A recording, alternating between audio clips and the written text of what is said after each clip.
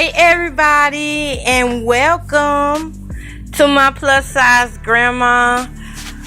Oh y'all, let me tell you, it's a beautiful morning. I'm actually just coming in, and I come home just long enough to take a couple meds. As you know, when you plus size, you could have some things going on and you could not have some things going on.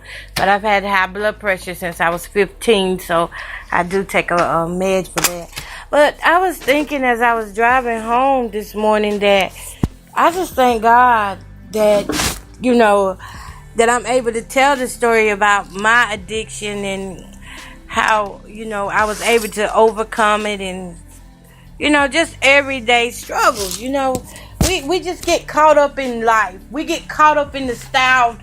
One thing's for sure, we get caught up in other people's styles, and that person's style may be doing drugs, and it may look good to us, and then we'll want to go do it. But hold up a minute, y'all. Before I go any further, let's share this broadcast out.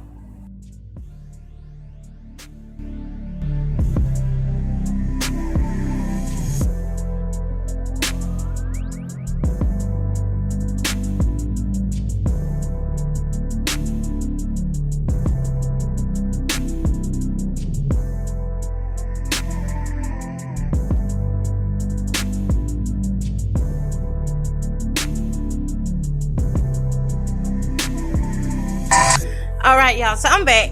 So anyway, this morning I had a few flashbacks of when I was using drugs and stuff. And yes, I'm your plus size grandma. I'm the grandma now, and I'm drug free. In November I'll be drug free like 13 years. But it's still fresh. It's still fresh because a lot of people didn't think I could make it. I was told that, you just dreaming, you're not gonna stop and stuff like that. But, God makes all the difference, doesn't he? So one of the things about drugs, why did I get on drugs? Well, let's just say that I wanted a man, and I wanted him bad. So what he did, I did. That's how I got to using crack cocaine. But before I was on crack cocaine, I was actually already sniffing powder. So all I did was just change how I was getting the cocaine in me. I was sniffing powder for a long time. And I tell anybody, I didn't have no bad times on it. To me, it was good. It was fun. I thought it was anyway. And I just kept doing it just to get that feeling of being validated. It wasn't even trying to reach the level of being high. But for me, it was more of being accepted. That's what it was for me. Oh, God, I had that turned way up, didn't I? Wow. But anyway, for me, being on drugs was more about being accepted by people and, just being like the life of the party and stuff. I would not be the life of the party for nothing right now. I don't care. You can have the party scene. I don't need that. But before I met the guy that got me on crack, I was already using powder. I was already an alcoholic by 15 years old. I was already an alcoholic. Waking up to alcohol, going to sleep to alcohol. It was just a whole lot of stuff. And when I sit and flash back on it, I'm like, Lord, thank you so much for saving me. A lot of people didn't make it out of it. I had 4 overdoses on crack cocaine. And every time I would get out the hospital, and these were bad overdoses, every time I would get out the hospital, as soon as I start feeling better, which could be probably 8 hours later, 4 hours later, I go right back to using. Because I felt like at this time my body needed it to get through. I made the most excuses. I would say I'm smoking because I got a migraine today. I'm smoking because I don't feel good. I'm smoking because this is the only way I'm going to get the house clean.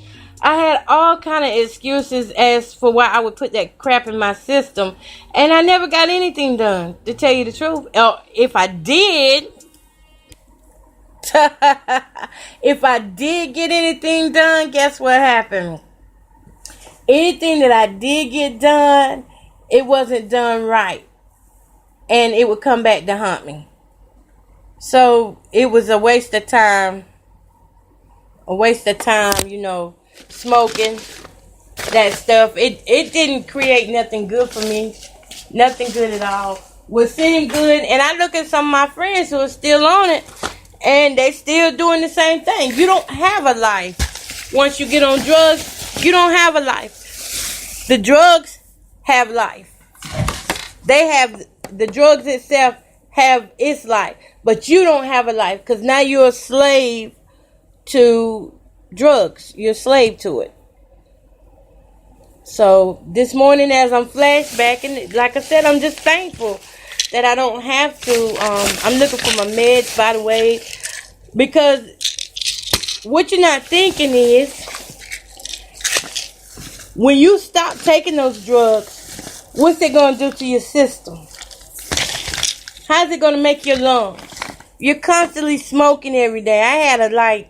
My habit was every bit, oh God, I can't even say. My habit was pretty high, probably $500 a week, that's pretty high for, folks in this area. I know some who had bigger habits and some who had smaller habits, but a habit was a habit, and it was costly. It was taking all my money. Couldn't do nothing fun. Could never go nowhere with the kids. Because when I felt like going on my good days, when I felt like going, guess what? I was too messed up. I couldn't go. Because I didn't have no money. And then when the side effects would come in, I couldn't be in the sun. That was another thing about it. I couldn't be in the sun when I would try to dry out. Y'all hear my little peels? Do you hear my peels? Smoking that stuff gave me severe allergies. I have chronic allergies. I don't know if you hear it, but I'm shooting nose drops up in my nose that I have to take every morning, because it made me real sensitive. I'm on 5 different allergy medications, because the chemicals that was in the drugs, they haven't left my body yet. And I quit smoking 13 years ago. Those chemicals are still in me. Some of them are. And it caused me to have severe allergies. So I had to take 5 different medications.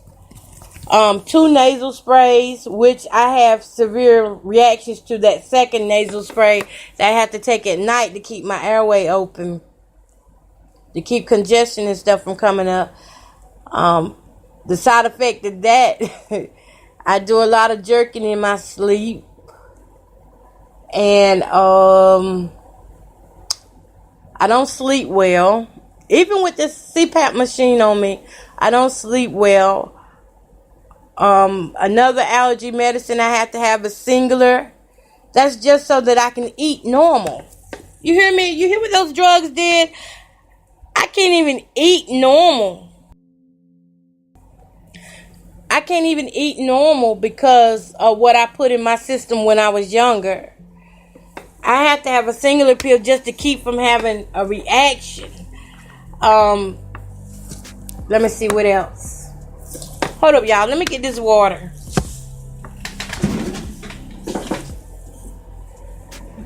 Gotta get me some water. Give me a second.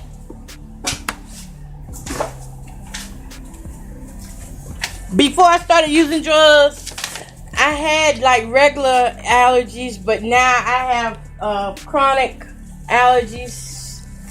I have to take something year-round every day to keep from breaking out. The slightest little thing that touches my skin, now I'm so sensitive, I can easily break out. I had 2 incidents where I had anaphylactic shock just from eating food, which I've never been allergic to any kind of food until I started using drugs. When I started using drugs, that's when I became allergic to certain types of food and stuff. Anaphylactic shock, I ate a piece of fish and it started shutting my airways. I couldn't find out I was allergic to it. And that's because the chemicals that was in the drugs didn't how can I say, the chemicals that was in the drugs that I was smoking made me allergic to it. That's the easiest way to say it. And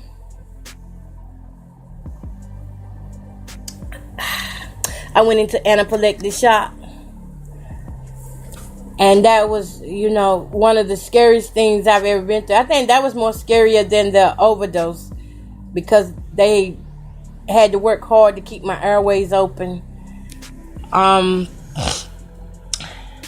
second time I went into anaphylactic shock, I was at the restaurant and I just ate some shrimp.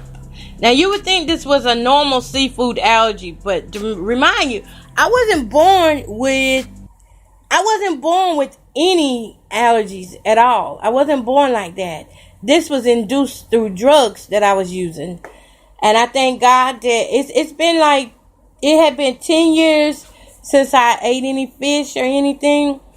And I can eat it now. Now that chemical's out of me, guess what? I don't have that allergic reaction anymore.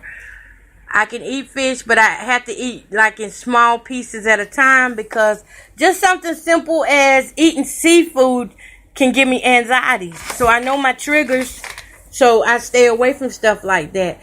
Some small as eating Cheetos. Cheetos is another thing. I ate Cheetos all my life, but when I started smoking drugs, I became allergic to them. I became allergic to cheese, so I went without eating cheese for years and years. And after I came off of the drugs, but it took some years. Now, keep in mind, I'm drug-free 13 years, and I just started eating fish last year. Just started eating shrimp last year. And Cheetos, I just started eating them like this year. So I just started eating Cheetos this year. But I still can't eat many of either, because when I get to a certain point of eating them, I have anxiety. That's a side effect of drugs. You put this stuff in your system and you don't know what you're doing. You don't know what you're setting yourself up for when you get older.